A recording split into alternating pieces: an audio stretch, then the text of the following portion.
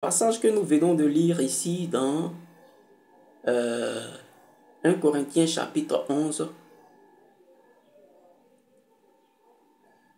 est utilisé par de nombreuses personnes pour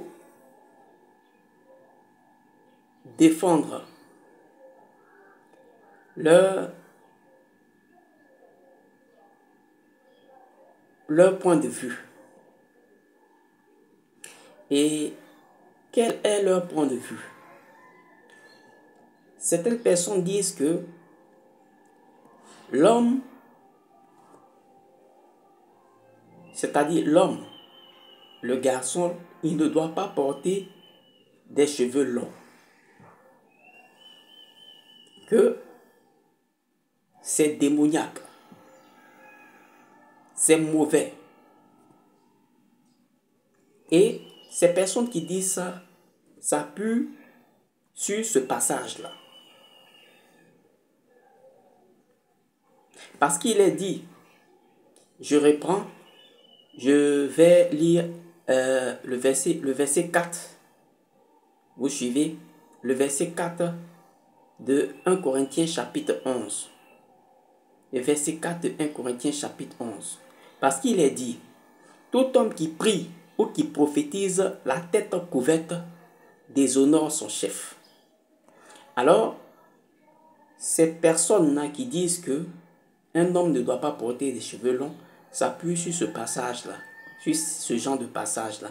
Et un autre verset, dans toujours 1 Corinthiens 11, ils prennent le verset qui dit, oui, le verset 14 de 1 Corinthiens 11 qui dit, la nature elle-même ne vous enseigne-t-elle pas que c'est une honte pour l'homme de porter de longs cheveux? Voici ces passages qu'ils utilisent pour dire que un homme ne doit pas porter des cheveux longs, que c'est interdit carrément dans la Bible. Donc, je repose la question. Un homme peut-il porter, des cheveux longs? Permettez-moi de relire ce même passage-là, c'est-à-dire 1 Corinthiens 11 du verset 3 au verset 16. Mais en lisant pas à pas, afin de faire comprendre aux uns et aux autres de quoi il est question réellement, pour qu'on puisse savoir, pour qu'on puisse connaître, pour qu'on puisse être situé. Je lis à partir du verset 3. Je veux cependant que vous sachiez que Christ est le chef de tout homme, que l'homme est le chef de la femme, et que Dieu est le chef de Christ. Tout homme qui prie ou qui prophétise la tête couverte déshonore son chef. Toute femme, au contraire, qui prie ou qui prophétise la tête non voilée déshonore son chef. C'est comme si elle était rasée. Je continue. Car si une femme n'est pas voilée, qu'elle se coupe aussi les cheveux. Or, s'il est honteux pour une femme d'avoir les cheveux coupés ou d'être rasée, qu'elle se voile. L'homme ne doit pas se couvrir la tête, puisqu'il est l'image et la gloire de Dieu, tandis que la femme est la gloire de l'homme. Suivez très bien. Paul dit, la Bible dit que si une femme n'est pas voilée, qu'elle se rase aussi les cheveux. Donc, écoutez très bien. Il y a les cheveux et le voile. Vous suivez? Si elle n'est pas voilée, qu'elle se rase aussi les cheveux. Parce que si elle n'est pas voilée, c'est comme si elle était rasée. C'est comme si elle n'avait pas de cheveux. Donc, il y a une différence entre le voile et les cheveux. Une femme qui a des cheveux longs ne peut prier et prophétiser sans mettre son voile. Elle doit être voilée. La nature, certes, lui a donné la chevelure comme voile, mais elle doit être voilée. Vous suivez? Mais il y a une différence entre le voile dont il est question et la chevelure. Vous suivez très bien. Aussi, cette couverture dont il est question, où il est dit,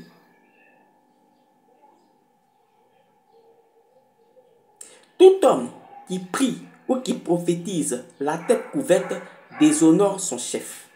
Écoutez très bien. Tout homme qui prie ou qui prophétise la tête couverte déshonore son chef. Il n'est pas question de ses cheveux. Écoutez très bien. Il n'est pas question de ses cheveux. Mais un homme ne doit pas se couvrir la tête. Vous suivez très bien. Pour prier et pour prophétiser. Mais il n'est pas question de ses cheveux. Il est question d'une couverture. C'est comme pour la femme où il est question de voile et de cheveux.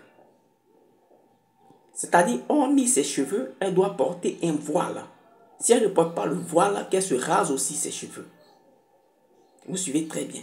Mais l'homme, lui, il ne doit pas porter de voile. Vous suivez? Il ne peut pas prier et prophétiser ayant la tête couverte. Vous suivez très bien. Vous suivez très bien. Ok. Pour faire comprendre cela, nous allons prendre un verset dans Acte 18, verset 18. Nous allons prendre Acte chapitre 18, verset 18. Je lis. Acte chapitre 18, verset 18. Je lis. Paul resta encore assez longtemps à Corinthe. Ensuite, il prit congé des frères et s'embarqua pour la Syrie avec Priscille et Aquilas. Après s'être fait raser la tête à Cenchréa, car il avait fait un vœu. Vous suivez très bien.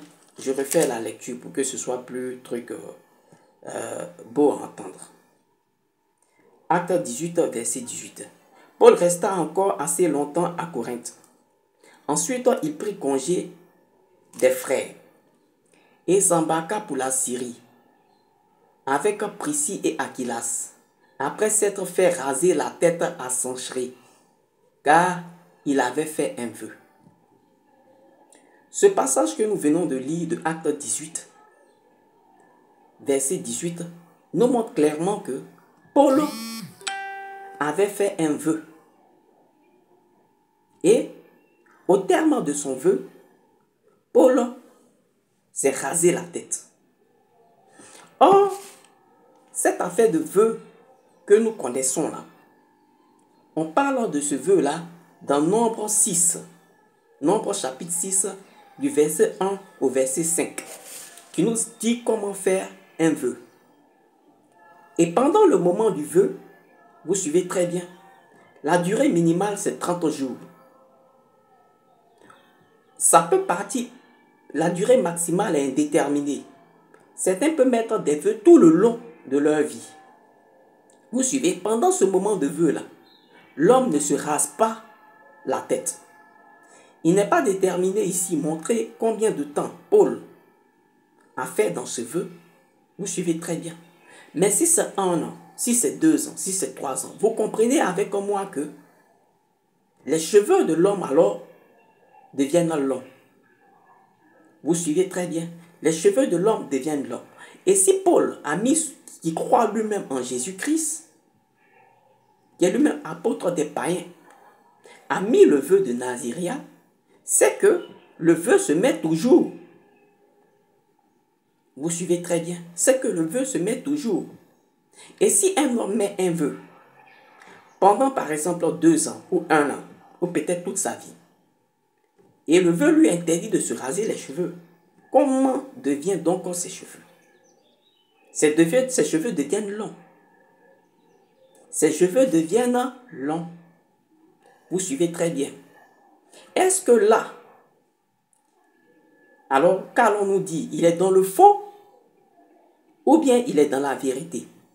Parce que là, si Paul a fait 2 ans, alors vous convenez avec moi qu'il avait de longs cheveux. S'il avait fait 3 ans, il avait de longs cheveux. Vous suivez? Mais Paul est un garçon.